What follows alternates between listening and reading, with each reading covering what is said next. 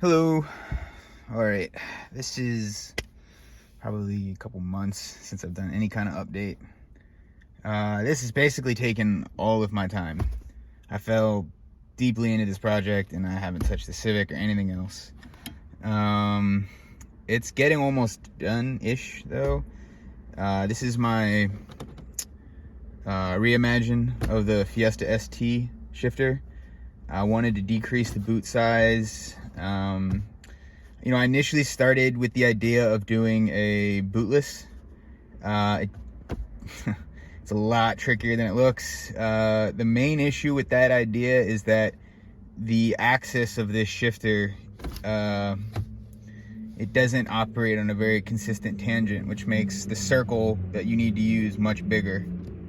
And so the shield under it ended up being huge. I tried a shutter system that didn't work great. Tried a bunch of stuff, didn't work super great. So I'm going back to a booted shifter. I've decreased the size and I have a few ideas. I'm gonna play around with some materials. I don't know for sure if this project is gonna work, but I'm really happy with how it came out because it took a bunch of time.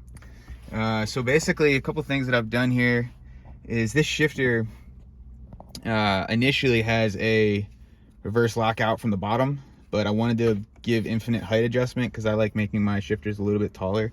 It's a few mil. It's like normally about like that ish. I just like a little taller. It's because it's closer to the steering wheel kind of thing. I'm just used to it. But I didn't want to redo the lockout mechanism coming to the top, so I came in here and started playing around with it.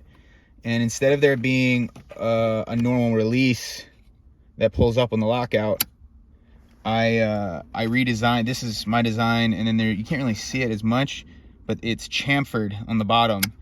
So normally if you apply, you know, normal pressure to find your first gear, everything's there. And to get into reverse, all you have to do is just give it a little more and it clicks over. And then when you come back, it drops back into place. I've been using this now for a few months. Has had no problems.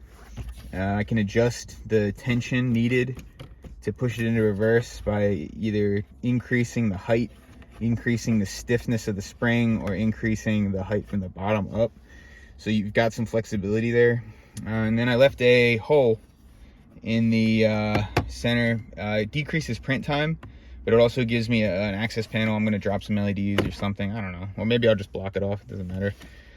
But yeah, so this is it. I'm pretty proud of it. I'm gonna paint it up and get it installed correctly and do a video when it's finished.